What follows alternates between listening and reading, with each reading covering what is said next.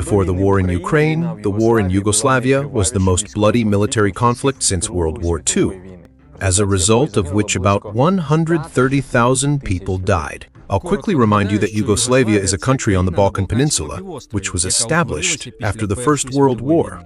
It included the current countries of Serbia, Croatia, Bosnia and Herzegovina, Slovenia, Northern Macedonia, Montenegro, and the partially recognized Republic of Kosovo.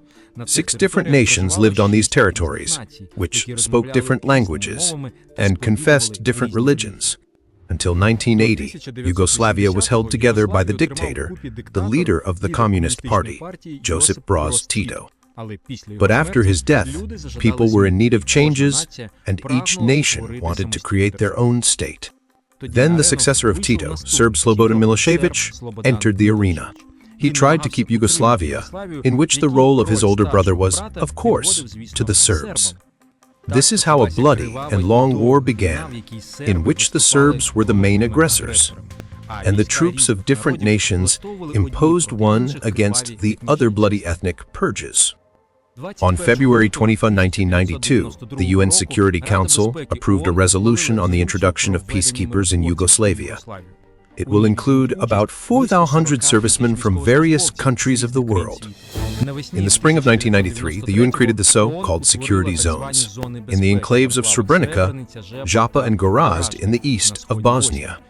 It was there that the largest number of Bosnian Muslims lived, and it was there that there was a threat of the most massive ethnic purge.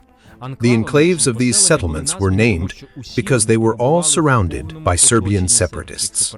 The Ukrainian peacekeepers were entrusted with control over the security in the enclaves of Zhepa and Gorazd. Due to the lack of gasoline, the APCs of the peacekeepers had to stay in positions in the mountains. Our soldiers took weapons from the APCs and went down to the valley, to the village itself.